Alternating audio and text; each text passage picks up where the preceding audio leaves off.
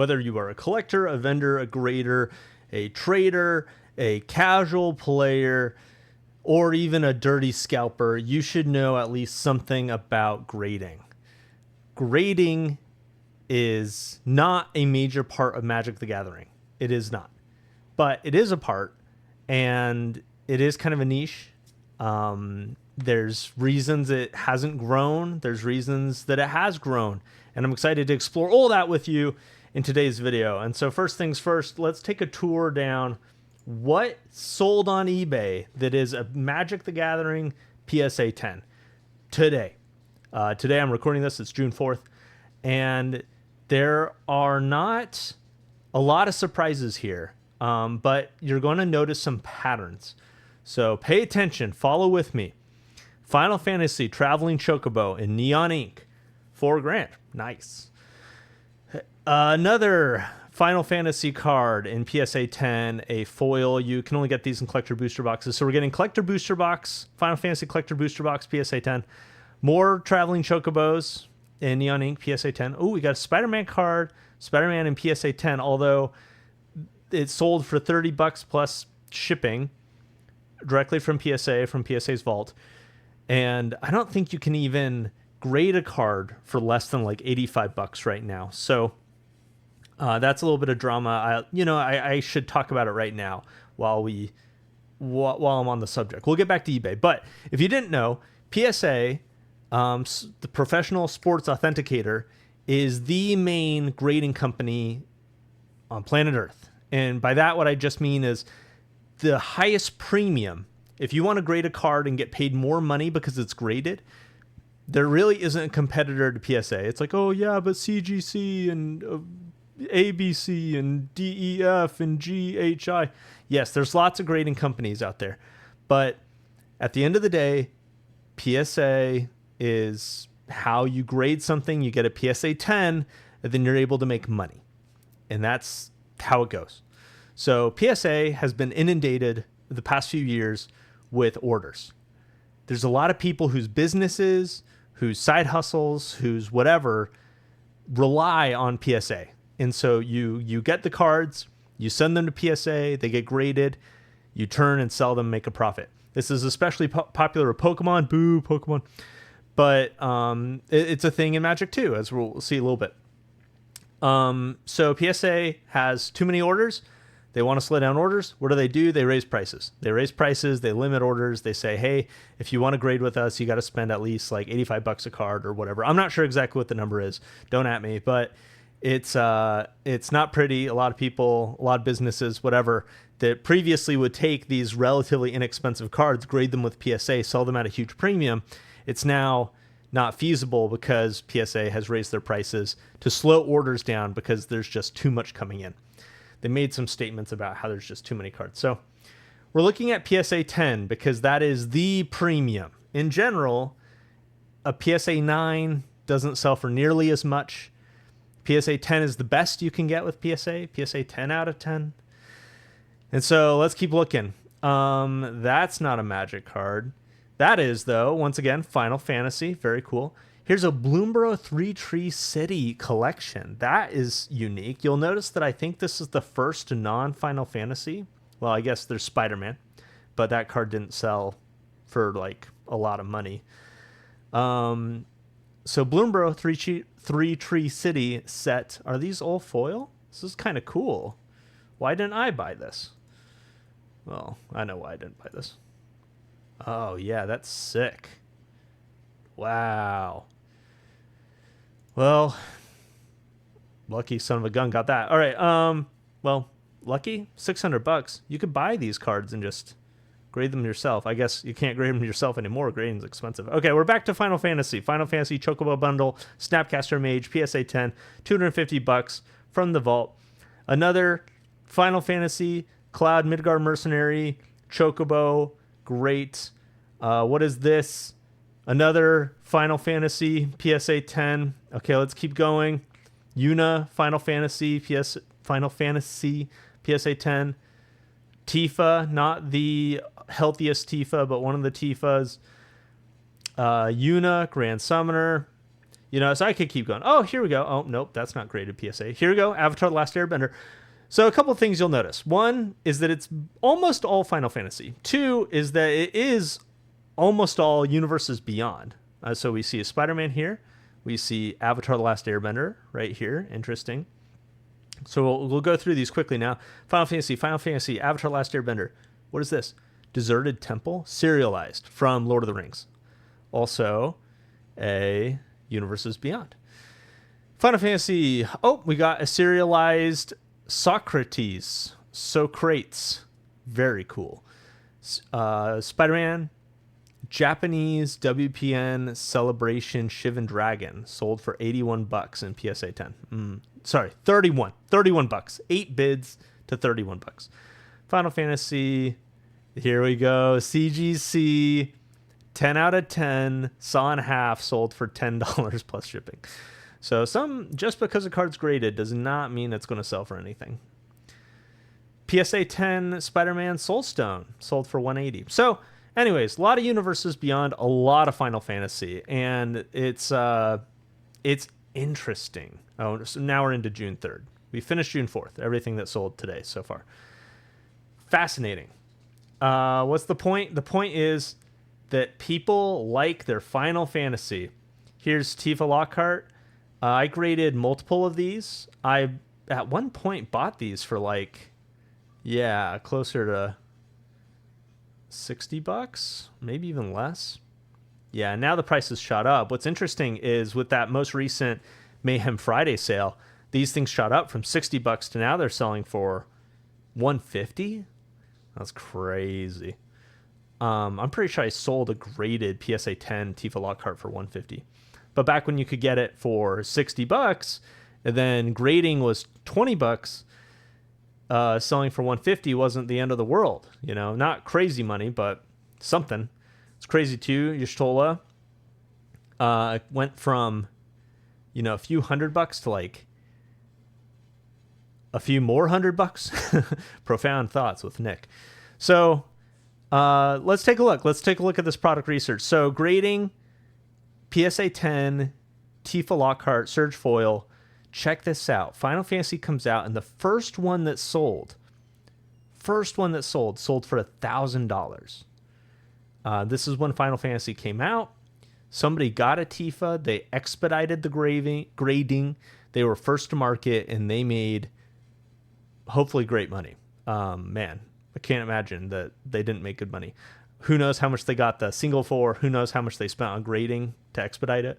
But then, we sell for $1,000, sell for $600, sell for $400, $600, and then it kind of equalizes around this $150 is kind of the market price. And now it's probably going to go up because these copies of the healthy Tifa Lockhart are starting to get scarce. What about Y'shtola? Just another example of a healthy, very popular card. We've got, first copies selling for $1,200, down to $700, and then $600. One sold for $1,100. Curious what that looks like. Really interesting, right? There is a learning here. The point is that there is a high premium if you're early to the market. Here's Kefka. Kefka is not a healthy lady. Kefka is look at those abs. He's got what is that, 2, 4, 6, 8, 10, 12, 14 pack? Something like that. Anyways, people bought Kefka too, but Kefka spiked from $100-ish to $150. There's too many cool Magic cards to buy. So Kefka had a premium, the early premium of $500, and then drops down to $200, $150, $200. Yes, not quite a big graders premium for Kefka as there is for these healthy women, which is another insight we want to take in. So let's just ground ourselves real quick. What have we learned? We've learned that Final Fantasy was a very popular set to grade. We've learned that there's a premium for those who are first to market with grading. And that's true for everything, by the way. If you're in Pokemon or Magic or whatever card game, somebody's willing to pay a big premium to get one of the early PSA 10s of stuff. So it's interesting. And then, of course, the healthy ladies happen to have a higher PSA 10 premium than healthy men or healthy other things. So that's what we're learning. So, and also just look at how beautiful these cards are, these Final Fantasy cards. And these are some of the ones that have been graded quite a bit. You can open these in normal booster packs. They're much more common in collector packs. And then, of course, you can only get the Surge foils in collector packs. Now, what about Marvel superheroes? Take a look at these cards. If you're listening, this is the time to take a look. Take a look at, I mean, I think these borderless, like what are they called? I don't know, showcase, whatever. Borderless showcase superhero, supervillain cards are winners. I think these are fire. Just, they look cool. They feel nostalgic. They feel they've got the font of the hero or the villain. I think these are winners. I think these are going to be cool, similar to Final Fantasy's showcase. How is this going to compare? I don't know. I know I'm talking a lot about Marvel this week. Get over it. So I won't talk about Marvel forever. What's just interesting, though, when we're thinking about grading, like one of the points of taking a look at the PSA 10s that have sold is that the universes beyond, and specifically Final Fantasy, there was an appetite for graded Final Fantasy cards that was just unprecedented in Magic the Gathering, as far as I know. Somebody let me know if there's a different set that was also very popular selling graded copies of things. But collectors were really interested in getting graded copies of these showcase, specialty, extended art, Surge foils. I saw Pokemon YouTubers talking about it. It was fun for everybody. And of course, though, unlike Pokemon, the premiums slowed down a bit or altogether for a lot of these cards. But alas, now the premiums are going back up. What are we? About a year later, the PSA premiums for cards are going to go back up, but it's mostly because the normal cards are drying up. But anyways, I digress. So will these cards, these showcase Marvel superhero, supervillain cards, be the next collectible? The reasons they could be the next collectible are that comic books are popular, and these are going to be just incredible collectibles for anyone who is into the comics.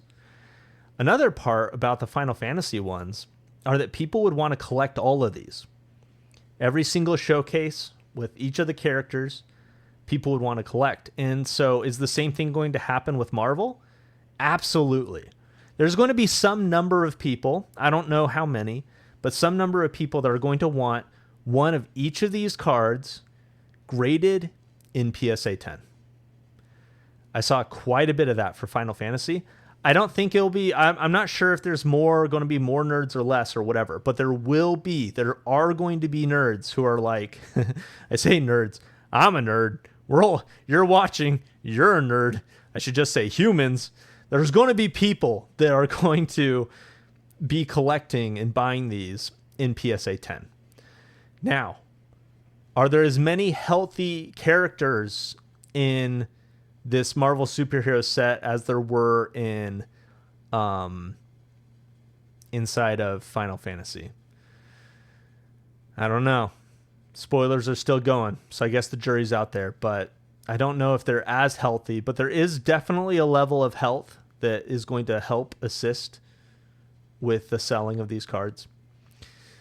It's interesting. It's really interesting. I kind of wish, looking at these cards, I wish that I was really into Marvel so I could justify trying to collect a full set and making a cool wall piece or something like that.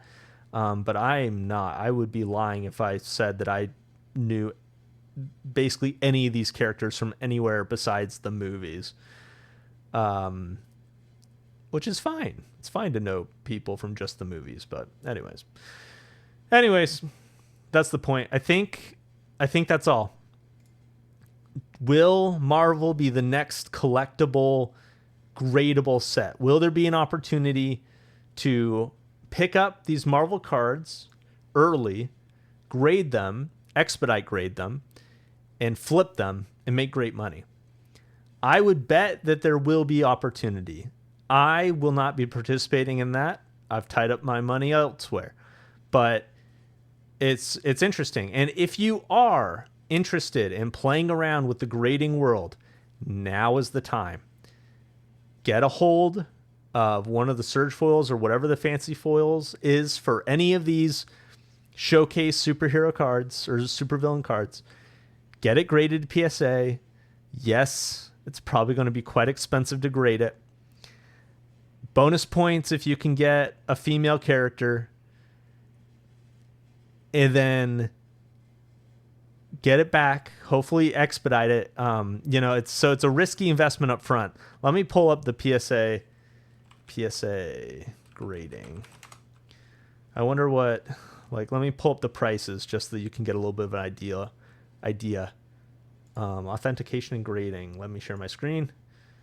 Yeah, here we go. So the regular, So the regular copies of the cards, $80 per card, takes 40 to 50 business days. Express is $150 a card. Man, do I just take back everything I said? So Super Express, if you want to get the card back quickly so that you can sell it, you're going to have to pay Super Express. I would say, I don't think I'm going to end up opening any of Marvel superheroes, but if I did, and if I opened up Squirrel Girl or, I don't know, Captain Marvel or Photon or Shuri or, I don't know, it was Iron Man, Captain America, like any of these potentially more popular characters, would it be worth it to spend $350 to get a card in 2 weeks so that you could sell it online? Maybe. We saw the premiums with selling early for, who's this, Tifa? Tifa is a rare card. Probably analogous to Tifa would be something like Squirrel Girl, who's also rare.